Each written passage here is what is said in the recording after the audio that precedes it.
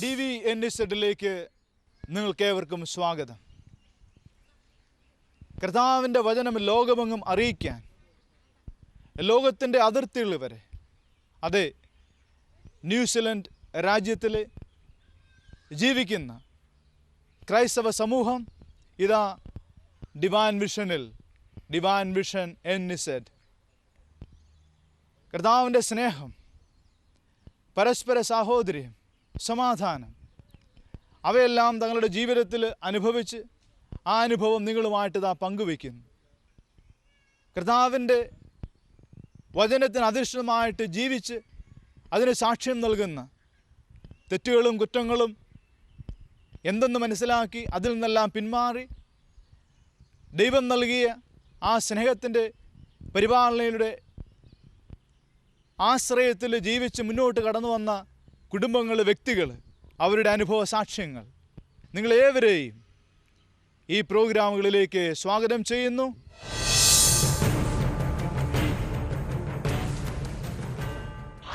മിശിഹായ സ്നേഹമുള്ള സഹോദരീ സഹോദരങ്ങളെ, കർത്താവിന്ന് വചനത്തിലൂടെ സംസാരിക്കുമ്പോൾ പ്രത്യേകിച്ച് സങ്കീർത്തകൻ നമ്മോട് പറയുന്നു, മനുഷ്യജീവിതം പുൽക്കൊടിക്ക് തുല്യമാണ്. അത് വയലിലെ പുഷ്പം പോലെ വിരിയുന്നു. ചുടുകാറ്റടിക്കുമ്പോൾ അത് വാടിപ്പോകുന്നു. അത് നിന്നിരുന്ന സ്ഥലം പോലും അജ്ഞാതമായി തീരുന്നു. കർത്താവിനെ സ്നേഹിക്കുന്നവരുടെ മേൽ അവിടുത്തെ അനുഗ്രഹം എന്നും ഉണ്ടായിരിക്കും. ഈ പ്രാർത്ഥന നാം പലപ്പോഴും പ്രാർത്ഥിക്കാറുള്ള പ്രാർത്ഥനയാണ്. പ്രത്യേകിച്ച് വൈദികരായ ഞങ്ങൾ കാനോൻ നമസ്കാരത്തിൽ പലപ്പോഴും പ്രാർത്ഥിക്കുന്നൊരു പ്രാർത്ഥനയാണ്. കാരണം മറ്റൊന്നുമല്ല, അനുദിന ജീവിതത്തിൽ നമ്മെ ഒരു കാര്യം വ്യക്തമായി ഓർമ്മിപ്പിക്കാനാണ്. എന്താണ് എൻ്റെ ജീവിതം? എവിടെയാണ് എൻ്റെ ജീവിതം? ഞാൻ ആരാണ്? നാം പലപ്പോഴും മരിച്ചവരുടെ ഓർമ്മയാചരിക്കുമ്പോൾ, ആരെങ്കിലും നമ്മിൽ നിന്നും വേർവിട്ടു പോകുമ്പോൾ അവരെക്കുറിച്ച് ഓർക്കുമ്പോൾ, അല്ലെങ്കിൽ ഒരു ശവസംസ്കാര ചടങ്ങിൽ പങ്കെടുക്കുമ്പോൾ നാം കേട്ടിട്ടുള്ളതല്ലേ, ഇന്ന് ഞാൻ നാളെ നീ. നമ്മെ ഓരോ നിമിഷവും ഓർമ്മിപ്പിക്കുകയാണ് നമ്മുടെ ജീവിതത്തെക്കുറിച്ച്. നാം എങ്ങനെ മുന്നോട്ട് പോകണം എന്ന് കർത്താവ് നമ്മോട് പറയുകയാണ്. പ്രിയമുള്ളവരെ, ഇന്ന് ഞാൻ നിങ്ങളുടെ മുമ്പിൽ നിൽക്കുമ്പോൾ ഓർക്കുക, ന്യൂസിലൻഡിലെ പാമിസ്റ്റൺ നോർത്ത് എന്ന് പറയുന്ന സ്ഥലം, അവിടെ വളരെയധികം മലയാളികൾ, പ്രത്യേകിച്ച് ക്രൈസ്തവ സമൂഹം, വലിയൊരു സമൂഹം അവിടെയുണ്ട്. നന്നായിട്ട് പ്രാർത്ഥിക്കുന്ന, ദൈവസന്നിധിയിൽ കേണപേക്ഷിക്കുന്ന, ദൈവം വളരെയധികം അത്ഭുതങ്ങളും അടയാളങ്ങളും നൽകിയ ഒരു സമൂഹം. പക്ഷെ ആ സമൂഹത്തേക്ക് വളരെയധികം വേദനകൾ നൽകി, പ്രയാസം നൽകി, ബുദ്ധിമുട്ടുകൾ നൽകി, അല്ലെങ്കിൽ നൊമ്പരപ്പെടുത്തുന്ന ചില ഓർമ്മകൾ നൽകി ദൈവം പരീക്ഷിച്ച ഒരു ദിവസമുണ്ട്. ജൂലൈ മാസത്തിൽ ഒരു ബുധനാഴ്ച രാത്രിയിൽ, ഒരു വ്യാഴാഴ്ച വെളുപ്പിന് ഉണ്ടായ ഒരു അതിദാരുണമായ സംഭവം. അത് പാമിസ്റ്റൺ നോർത്തിന് മാത്രമല്ല, ന്യൂസിലൻഡിലുള്ള ഹൃദയം നിറഞ്ഞ, സ്നേഹം നിറഞ്ഞ എല്ലാ വ്യക്തികളെയും വേദനിപ്പിച്ച, കണ്ണീരിലാഴ്ത്തിയ സംഭവമാണ്. സാജു ചെറിയാൻ എന്ന് പറയുന്ന ഒരു സഹോദരൻ്റെ ഭാര്യ, 34 വയസ്സ് മാത്രമുള്ള ഷാൻഡി ജോർജ്, അവള് കർത്താവിലേക്ക് എടുക്കപ്പെട്ടു. കർത്താവ് അവളെ വിളിച്ചു. അത് ഓർക്കുമ്പോൾ, ഓർമ്മിപ്പിക്കപ്പെടുമ്പോൾ എല്ലാവർക്കും വേദനയും വിഷമവും ഉളവാക്കുന്നതാണ്. ഇത്ര ചെറുപ്പത്തിലെ ദൈവം എന്തുകൊണ്ട് അവളെ വിളിച്ചു?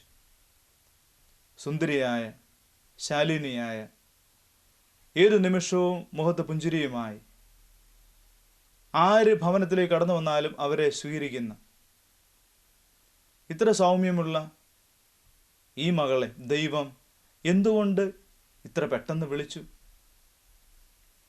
ഇതിവിടെയുള്ള എല്ലാവരും ചോദിക്കുന്നൊരു ചോദ്യമാണ്. ഞാൻ ഉൾപ്പെടെ ചോദിച്ച ചോദ്യം അവളെ പോയി കണ്ടപ്പോൾ. കാരണം അത്രമാത്രം സ്നേഹം അവളിൽ നിറഞ്ഞു നിന്നിരുന്നു എന്ന് അവളുമായി ബന്ധപ്പെട്ട് ജീവിച്ച ആ സമൂഹത്തിന് പറയാൻ സാധിക്കും. സാജു ചെറിയാൻ എന്നോട് പറഞ്ഞു, അച്ഛാ, എന്തിനാണ് ദൈവം എനിക്ക് ഇത്രമാത്രം സ്നേഹിക്കുന്നൊരു ഭാര്യയെ തന്നത്? എന്നിട്ട് കർത്താവ് എന്താണ് ഇത്ര പെട്ടെന്ന് അവളെ എടുത്തുകൊണ്ട് പോയത്? അത് കേട്ട് നിൽക്കുമ്പോൾ ആരുടെ കണ്ണാണേലും നിറഞ്ഞു പോവും. കാരണം ദൈവം എന്താണ് അങ്ങനെ ചെയ്തത് എന്ന് പലപ്പോഴും നാം ചോദിച്ചു പോവും. പക്ഷേ ഒരു കാര്യം വളരെ വ്യക്തമാണ്.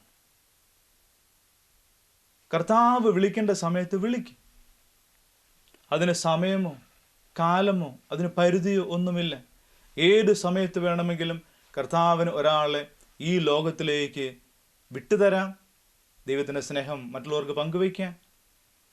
അതേപോലെ തന്നെ ഏത് സമയം വേണമെങ്കിലും കർത്താവിന് തിരിച്ചെടുക്കാം. അത് കർത്താവിൻ്റെ ഇഷ്ടമാണ്, അവിടുത്തെ ഹിതമാണ്. അതിന് നമുക്കാർക്കും തടസ്സം പറയാൻ സാധിക്കില്ല. നമുക്കാർക്കും അതിന് ഒരിക്കലും പരിധി വയ്ക്കാൻ സാധിക്കില്ല, ഇന്ന സമയത്ത് എന്നെ വിളിക്കാവൂ എന്ന്. കാരണം നാം ആരും നമ്മുടേതല്ല. We are nothing before the Lord. We are only a gift of God. We just came from heaven, from God to this earth. He sent us to this world. So there is no other way for us. Only one way for us is that do good in our life, just like what she did. Shanti did it in her life. അപ്പോൾ അവളുടെ ജീവിതത്തേക്ക് എടുത്തു നോക്കുമ്പോൾ ഇതാണ് സംഭവിച്ചത്. അവളുടെ രാത്രിയിലുള്ള night duty കഴിഞ്ഞ് തിരിച്ചു വന്നു, ഭക്ഷണം കഴിച്ചു, ഭർത്താവിൻ്റെ കൂടെ കിടന്നുറങ്ങി. വെളുപ്പംകാലമായപ്പോൾ ഏകദേശം ഒരു 1:30-2 മണിയോട് അടുത്ത് വന്നപ്പോൾ സാജുവിൻ്റെ കയ്യിൽ കയറി അവൾ കയറി പിടിക്കാൻ ബലമായിട്ട്. സാജുവിനൊന്നും മനസ്സിലായില്ല. പക്ഷെ ആ സമയം ഭർത്താവിനോട് പറയായിരുന്നിരിക്കും, ഞാനിതാ പോവുകയാണ് കർത്താവിൻ്റെ സന്നിധിയിലേക്ക്. അതെ, അവൾ പോയി. അവൾക്ക് ഹാർട്ടിന് പ്രോബ്ലമോ ബ്ലഡ് ഷുഗറോ അല്ലെങ്കിൽ മറ്റേതെങ്കിലും അസുഖമോ ഒന്നും ഉണ്ടായിരുന്നില്ല. നാം വിചാരിക്കും അസുഖമുള്ളവരൊക്കെയല്ലേ പെട്ടെന്ന് പോകുന്നത്. ഇല്ല, ദൈവത്തെ സംബന്ധിച്ചിടത്തോളം ദൈവത്തിന് ഏറ്റവും ഇഷ്ടമുള്ള വ്യക്തിയെ എത്രയും വേഗം ദൈവസന്നിധിയിലേക്ക് വിളിക്കുക എന്നുള്ളതാണ്. ഞാൻ പലപ്പോഴും ചിന്തിച്ചിട്ടുണ്ട്.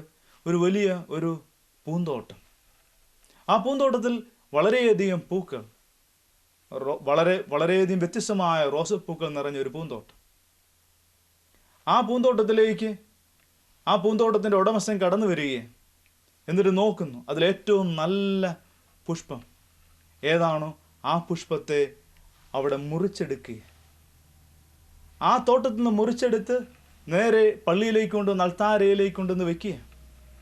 അപ്പോൾ തോട്ടക്കാരൻ ചെയ്യുന്ന എന്താണ്? ഏറ്റവും നല്ല പൂവാണ് ദൈവത്തിന് വേണ്ടി സമർപ്പിക്കുക.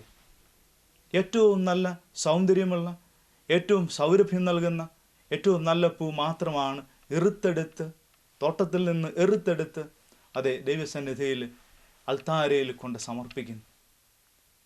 ഇത് തന്നെയല്ലേ ദൈവം ചെയ്തത്? ഈ പൂന്തോട്ടത്തിലായിരുന്ന ഈ ഷാൻഡിയെ കർത്താവ് വന്നു നോക്കി. വളരെ ഭംഗിയായിട്ട് വിടർന്നു നിൽക്കുന്നു. നല്ലൊരു ഭർത്താവ്, അവനെ സ്നേഹിക്കുന്ന ഒരു ഭാര്യ, മാതാപിതാക്കൾ 9 മാസക്കാലത്തോളം അവരുടെ കൂടെയായിരുന്നു ഈ ന്യൂസിലൻഡിൽ. സന്തോഷത്തോടെ അവരായിരുന്നു. അവർ തിരിച്ച് ജസ്റ്റ് പോയി. ഉടനെ അവളും കർത്താവിൻ്റെ സന്നിധിയിലേക്ക് പോവുകയല്ലേ ചെയ്ത്. അവൾ സ്നേഹിച്ചു അവളുടെ മാതാപിതാക്കളെ. ദൈവം നൽകിയ ഭർത്താവിനെ അവൾ സ്നേഹിച്ചു. അവളിലൂടെ ദൈവം 2 മക്കളെ നൽകി, സ്നേഹം നിറഞ്ഞ മക്കളെ. അങ്ങനെ അവൾ ഈ ലോകത്ത് ചെയ്യേണ്ടതായ കാര്യങ്ങളെല്ലാം ചെയ്ത് തീർത്ത് തൻ്റെ ഡ്യൂട്ടിയും ചെയ്ത്, അവസാനത്തെ ഡ്യൂട്ടി എന്ന് പറയാൻ ചെയ്ത് അവൾ ദൈവസന്നിധിയിലേക്ക് കടന്നു പോവുകയാണ് ചെയ്തത്. പ്രിയമുള്ളവരെ, ഇത് ദുഃഖം ഉളവാക്കുന്നതാണ്, വേദന ഉളവാക്കുന്നതാണ്.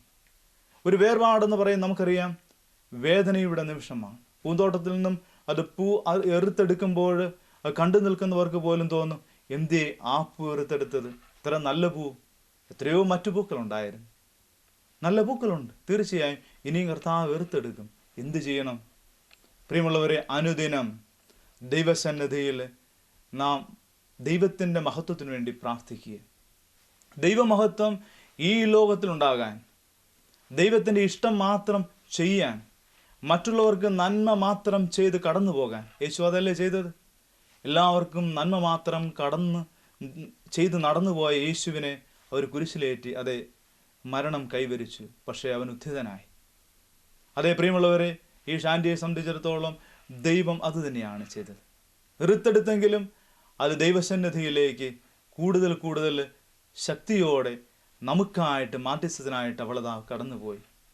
പാമിസ്റ്റ് നോർത്തിലുള്ള സമൂഹം മാത്രമല്ല, വെല്ലിംഗ്ടണിലുള്ള, ഹേസ്റ്റിങ്സിലുള്ള, റുട്ടർവായിലുള്ള, ഒക്കലണ്ടിലുള്ള, അങ്ങനെ ക്രൈസ്റ്റ് ചർച്ചിലുള്ള, അങ്ങനെ ഏതെല്ലാം സമൂഹങ്ങൾ ഈ ന്യൂസിലൻഡിലുണ്ടോ എല്ലാ സമൂഹവും കത്തോലിക്ക സമൂഹമാണ്, ക്രിസ്തീയ സമൂഹമാണ്. ഈ സമൂഹത്തിനെ എല്ലാം വേദനിപ്പിച്ചിട്ടാണ് അവൾ പോയത്. പക്ഷേ അത് നമുക്കൊരു പാഠമായിരിക്കട്ടെ. ദൈവം നമ്മോട് പറയുന്നു, നേഴ്സായിട്ട് അവളുടെ ജോലിക്കായിട്ട് കടന്നു വന്നു, കഷ്ടപ്പാടിലൂടെ കടന്നുപോയി, അവൾ ഭർത്താവിനെ കൊണ്ടുവന്നു, മക്കളായി, എല്ലാ കാര്യങ്ങളും അവളുടെ തലയിലായിരുന്നു എന്ന് പറയാം. ഏതൊരു നേഴ്സിൻ്റെ ജീവിതം എടുത്തു നോക്കിയാൽ അത് തന്നെയല്ലേ? പ്രിയമുള്ളവരെ, ആരാണ് അവരെ കെയർ ചെയ്യുന്നത്? ദൈവം അവരെ കെയർ ചെയ്യുന്നു തീർച്ചയായും. പക്ഷെ അവിടെ കൂടെയുള്ളവർ, അല്ലെങ്കിൽ അവരെ പോലെ ജോലി ചെയ്യുന്ന എത്രയോ പേരാണുള്ളത്. അവരാരാ കെയർ ചെയ്യുന്നത്? അവർ ജോലി ചെയ്യുന്നു, പണമുണ്ടാക്കുന്നു, മറ്റുള്ളവർക്ക് അവർക്ക് വേണ്ടിയിട്ട്, അവർക്ക് സന്തോഷത്തിനും അവരുടെ സമാധാനത്തിനും വേണ്ടി അവർ ജീവിക്കുന്നു. അവരെക്കുറിച്ച് ആരാണ് കെയർ ചെയ്യുക? പ്രിയമുള്ളവർ, നമ്മൾ പ്രാർത്ഥിക്കണം ഇന്നു മുതൽ. ഇവിടെ ജോലി ചെയ്യുന്ന ഓരോ സഹോദരിമാർ, ഓരോ സഹോദരന്മാർ, അവർ കഷ്ടപ്പെടുന്നത് അവർക്ക് വേണ്ടിയല്ല, മറ്റുള്ളവർക്ക് വേണ്ടിയാണുള്ള ബോധ്യത്തിലേക്ക് വരാൻ ദൈവം ഇന്ന് നമ്മോട് പറയുകയാണ്, കൂട്ടായ പ്രാർത്ഥനയിൽ വളരാൻ. നാം സമൂഹം ഒരുമിച്ചിരുന്ന് പ്രാർത്ഥിക്കുമ്പോൾ, ബുദ്ധിമുട്ടും പ്രയാസവും ഉണ്ടാകുമ്പോൾ, കഷ്ടപ്പാടുകൾ ഉണ്ടാകുമ്പോൾ, വേദനകൾ ഉണ്ടാകുമ്പോൾ, അല്ലെങ്കിൽ ഇതുപോലുള്ള വേർപാടുകൾ ഉണ്ടാകുമ്പോൾ ദൈവം നമുക്കായിട്ട് ശക്തി നൽകും. യേശു കടന്നു പോയപ്പോൾ പരിശുദ്ധാമ്മയും ശ്ലീഹന്മാരും ഒരുമിച്ചിരുന്ന് പ്രാർത്ഥിച്ചില്ലേ? അവരനുദിനം നിരന്തരം പ്രാർത്ഥനയിലായിരുന്നപ്പോഴാണ് പരിശുദ്ധാത്മാവിൻ്റെ നിറവ് ലഭിച്ചത്. ദൈവത്തിൻ്റെ പദ്ധതി പ്രകാരം എല്ലാ കാര്യങ്ങളും നിറവേറ്റാൻ. ജെറമ്യായുടെ പ്രവചനം 29:11 നമ്മൾ വായിക്കുന്നില്ലേ? കർത്താവ് അരുളി ചെയ്തു, എനിക്കൊരു പദ്ധതിയുണ്ട്, ആ പദ്ധതി നിനക്ക് വേണ്ടി മാത്രമുള്ളതാണ്, നിന്റെ നാശത്തിനുള്ളതല്ല, നിന്നെ എപ്പോഴും മുന്നോട്ട് കൈപിടിച്ച് നടത്താൻ, നിന്റെ ഭാവി പ്രത്യാശയിൽ വളരാൻ, നിന്നെ സഹായിക്കാൻ വേണ്ടി മാത്രമാണ്. അപ്പോൾ ദൈവം എപ്പോഴും ഓരോ കാര്യങ്ങളും ചെയ്യുന്നതും നമ്മുടെ നന്മയ്ക്ക് വേണ്ടിയാണ്. റോമാക്കാർ എഴുതിയ ലേഖനം 8-ാം അധ്യായം 28-ാമത്തെ വചനത്തിൽ നാം വായിക്കുന്നില്ലേ? എന്താണ് ദൈവം നമ്മോട് പറയുന്നത്? എല്ലാം നമ്മുടെ നന്മയ്ക്ക് വേണ്ടി മാത്രം പരിണമിപ്പിക്കുന്നവനാണ് അവൻ. ദൈവത്തെ സ്നേഹിക്കുന്നവർക്ക്, അവിടുത്തെ പദ്ധതി അനുസരിച്ച് വിളിക്കപ്പെട്ടവർക്ക് അവിടുന്ന് എല്ലാം നന്മയ്ക്കായി മാത്രം പരിണമിപ്പിക്കുന്നു. ദൈവം എത്രമാത്രം വേദന തന്നാലും, വേർപാട് തന്നാലും, വേദനാജനകമായ ഓരോ നിമിഷങ്ങളും നമ്മുടെ ജീവിതത്തിലേക്ക് കടന്നു വന്നാലും, എന്ത് ചെയ്യണം എന്നുപോലും അറിയാത്ത നിമിഷങ്ങളിലൂടെ നമ്മൾ കടന്നു പോകുമ്പോൾ പോലും ദൈവം ചെയ്യുന്ന എന്താണ്? നമുക്ക് നന്മ മാത്രമാണ് ചെയ്യുന്നത്. നമ്മെ കൂടുതൽ വളർത്താൻ, നമ്മെ കൂടുതൽ ശിക്ഷണം നൽകി ഊർജ്ജസ്വലരാക്കി മുന്നോട്ട് കൊണ്ടുപോകുവാൻ പലപ്പോഴും ദൈവം ചെയ്യുന്ന പല കാര്യങ്ങളാണ് നമുക്കറിയില്ല. എന്തുകൊണ്ടാണ് ദൈവം ഇങ്ങനെ ചെയ്തതെന്ന് ചോദിച്ചാൽ ഒരേ ഒരു ഉത്തരം മാത്രമേ ഉള്ളൂ, നമുക്ക് നന്മ ചെയ്യാൻ വേണ്ടി മാത്രം. അവളുടെ ഈ ലോകാവസാനം, ഈ ലോകത്തിൽ അവളുടെ ജീവിതം കഴിഞ്ഞ് സ്വർഗത്തിലേക്ക് അവൾ കടന്നുപോയി. അതുപോലെ തീർച്ചയായും നാം ഒരു ദിവസം കടന്നു പോകും. അവൾ നമ്മോട് പറയുന്നു, ഇന്ന് ഞാൻ, നാളെ നീ. പ്രിയമുള്ളവരെ, ഈ ഒരു ബോധ്യം, മനുഷ്യ ജീവിതം പുൽക്കൊടിക്ക് തുല്യമാകുന്നു. അത് വയലിലെ പുഷ്പം പോലെ വിരിയുന്നു. ചുടുകാറ്റടിക്കുമ്പോൾ അത് വാടിപ്പോകുന്നു. അത് നിന്നിരുന്ന സ്ഥലം പോലും അജ്ഞാതമായി തീരും. ദൈവത്തെ സ്നേഹിക്കുന്നവരുടെ മേൽ അവിടുത്തെ അനുഗ്രഹം എന്നും ഉണ്ടായിരിക്കും. ദൈവത്തിൻ്റെ അനുഗ്രഹം നമ്മിലേക്ക് ചൊരിയാൻ നമുക്ക് പ്രാർത്ഥിക്കാം. കണ്ണുകളുടെ കർത്താവിൻ്റെ സന്നിധിയിലായിരിക്കാം. ഈ നിമിഷം ദൈവം നമുക്കായിട്ട് ചൊരിയുന്ന എല്ലാ അനുഗ്രഹങ്ങൾക്കും നന്ദി പറയാം. വേർപാടിൻ്റെ വേദന അത് വേദനാജനകമാണ്, പക്ഷേ ഹൃദയഭേദകമാണ്. പക്ഷേ ദൈവം നമുക്കായിട്ട് ആശ്വാസത്തിൻ്റെ മലരുകൾ, കതിരുകൾ ആ നീർമഴ നമ്മുടെ ജീവിതത്തിലേക്ക് നയിക്കുമ്പോൾ തീർച്ചയായും നമുക്ക് ആശ്വാസം ലഭിക്കും. പരിശുദ്ധാത്മാവിൻ്റെ നിറവിന് വേണ്ടി പ്രാർത്ഥിക്കാം, സമാശ്വാസം ലഭിക്കാൻ പ്രാർത്ഥിക്കാം. നമ്മുടെ കുടുംബങ്ങളിലെ വേദനയോടെ കടന്നു പോയിട്ടുണ്ടെങ്കിൽ അവരെല്ലാം നമുക്ക് സമർപ്പിച്ച് പ്രാർത്ഥിക്കാം. പരിശുദ്ധാത്മാവിൻ്റെ നിറവ് നമ്മുടെ ജീവിതത്തിൽ ഉണ്ടാകാൻ, അങ്ങനെ ദൈവത്തിൻ്റെ സമാധാനം ശാന്തിയും നമ്മുടെ കുടുംബങ്ങളിലുണ്ടാകാൻ, നമ്മെ മുന്നോട്ട് നയിക്കാൻ, ദൈവീയ ശക്തിയിൽ വളരാൻ ദൈവം നമ്മെ അനുഗ്രഹിക്കട്ടെ. പിതാവിൻ്റെയും പുത്രൻ്റെയും പരിശുദ്ധാത്മാവിൻ്റെയും നാമത്തിൽ ആമേൻ. Praise the Lord.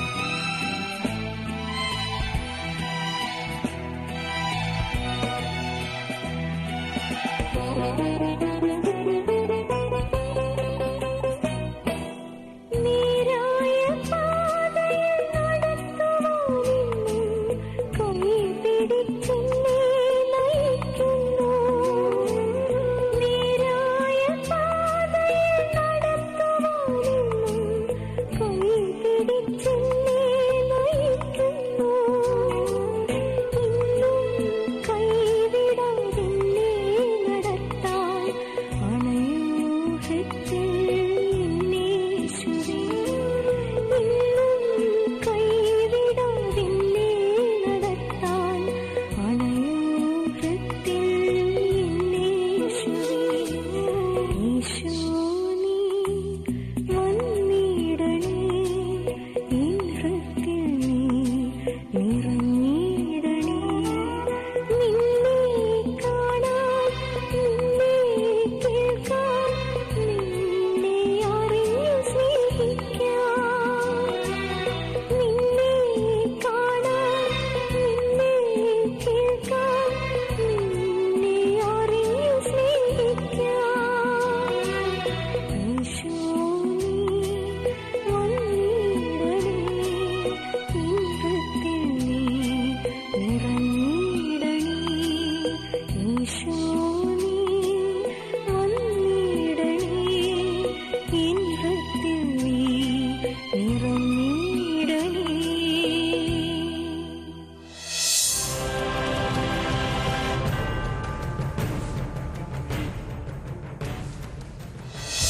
Price the Lord. എൻ്റെ പേര് ദീപ. എൻ്റെ വീട് കോട്ടയം ഡിസ്ട്രിക്റ്റിലെ വൈക്കത്താണ്. ഞാനിവിടെ ന്യൂസിലൻഡിൽ റൊട്രോവയിലാണ് ഇപ്പോൾ താമസിക്കുന്നത്. ഞാൻ ഇവിടെ വന്നിട്ട് ഏകദേശം 5 മാസത്തോളമായി. ഞാൻ ഇവിടെ വന്നത് കോമ്പിറ്റൻസി ചെയ്യുന്നതിന് വേണ്ടിയാണ്. ഏകദേശം ഒരു 6 ആഴ്ചത്തെ പ്രോഗ്രാമായിരുന്നു. ഞാനിവിടെ വന്നത് മുതൽ ഞാനിവിടുത്തെ prayer group, divine prayer group Hilda സ്ട്രീറ്റിലുള്ള അതിൽ പങ്കെടുക്കുന്നുണ്ടായിരുന്നു. അതെൻ്റെ ജീവിതത്തിൽ എനിക്ക് ഒരുപാട് ഉപകാരപ്രദമായിരുന്നു. കാരണം ആദ്യമായിട്ട് ഞാനിവിടെ വന്നപ്പോൾ ഒരുപാട് ബുദ്ധിമുട്ടുകളുണ്ടായിരുന്നു ഈ സാഹചര്യങ്ങളുമായിട്ട് എനിക്ക് അഡ്ജസ്റ്റ് ചെയ്യാനായിട്ട്. അതിനെന്നെ ഒത്തിരി സഹായിച്ചു. അതിനുശേഷം എൻ്റെ കോമ്പിറ്റൻസി കഴിഞ്ഞതിന് ശേഷം എനിക്കിവിടെ രജിസ്ട്രേഷൻ കിട്ടി. പക്ഷേ ഇവിടെ ജോലി കിട്ടുന്നത് വളരെയധികം ബുദ്ധിമുട്ടുള്ളൊരു കാര്യമായിരുന്നു. ഏകദേശം 3 മാസത്തോളം ഞാനൊരു ജോലിക്ക് വേണ്ടി കഷ്ടപ്പെട്ടു. അപ്പോഴേക്കുമാണ് ഇവിടെ വർഗീസ് അച്ഛൻ ഇവിടെ ഒരു റിട്രീറ്റിന് വേണ്ടി വന്നത്. ആ സമയത്ത് അച്ഛൻ ഞങ്ങളുടെ പ്രെയർ ഗ്രൂപ്പിൽ വന്ന് പ്രാർത്ഥിക്കുകയും അങ്ങനെ അച്ഛൻ്റെ ആ പുസ്തകം കാൽവരി യാത്ര എന്നുള്ളൊരു കുരിശിൻ്റെ വഴിയുടെ പുസ്തകം ഞങ്ങൾക്ക് തരികയും ചെയ്തു. അങ്ങനെയാണ് ഞാൻ ആദ്യമായിട്ട് ആ പുസ്തകത്തെ പറ്റി അറിയുന്നത്. അങ്ങനെ അടുത്ത ആഴ്ച ഞങ്ങളുടെ പ്രെയർ ഗ്രൂപ്പിൽ ആ പുസ്തകം വെച്ച് ഞങ്ങൾ പ്രാർത്ഥിക്കുകയുണ്ടായി. അങ്ങനെ ആ സമയത്ത് ഒരുപാട് പേർക്ക് ഞങ്ങളുടെ കൂട്ടത്തിൽ നിന്ന് ജോലി കിട്ടുകയും അങ്ങനെ ഒത്തിരി IELTS കിട്ടുക, അങ്ങനെ ഒത്തിരി അനുഗ്രഹങ്ങൾ കിട്ടുകയുണ്ടായി. അത് എൻ്റെ ജീവിതത്തിലും എനിക്കൊരു പ്രചോദനകരമായിരുന്നു. കാരണം ആ പുസ്തകം വെച്ച് ഞാനും പ്രാർത്ഥിച്ചു. അങ്ങനെ എനിക്ക് ജോലി കിട്ടുകയാണെങ്കിൽ ഞാൻ സാക്ഷ്യപ്പെടുത്തിയേക്കാമെന്ന് ഞാൻ നേർച്ച നേർന്ന് പ്രാർത്ഥിക്കുകയുണ്ടായി. അതിൻ്റെ ഫലമായിട്ട് എനിക്ക് ഒരാഴ്ച പോലും എടുത്തില്ല. അതിനു മുമ്പ് തന്നെ എനിക്കൊരു നല്ലൊരു ജോലി കിട്ടി. ഞാനിവിടെ ഇപ്പോൾ റൊട്ടറിയിൽ തന്നെ RN ആയിട്ട് വർക്ക് ചെയ്യുകയാണ്. എനിക്ക് തോന്നുന്നു എൻ്റെ ഈ അനുഭവം നിങ്ങളുടെ ജീവിതത്തിലും ഒരുപാട് നിങ്ങൾക്ക് സഹായിക്കും. നിങ്ങളും ഈ പുസ്തകം വെച്ച് പ്രാർത്ഥിക്കുകയാണെങ്കിൽ നിങ്ങൾക്കും ഒത്തിരി സഹായകമായി തീരുമെന്ന് എനിക്ക് ഉറപ്പുണ്ട്. Price the Lord.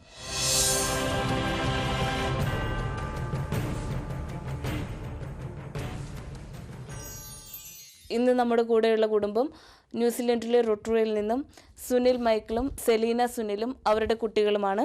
അവരുടെ കുട്ടികൾ നയന, പോൾ, ജെയിംസ്.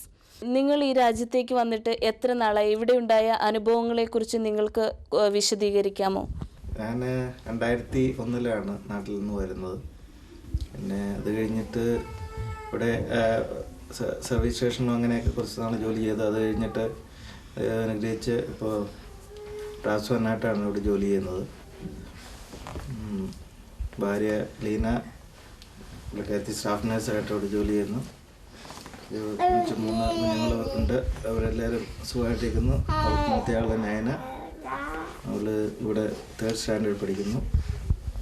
പോള് അടുത്ത വർഷം സ്കൂളിൽ ജോയിൻ ചെയ്യും. ജെയിംസ് ഒരു വയസ്സ് കഴിഞ്ഞേ ഉള്ളൂ.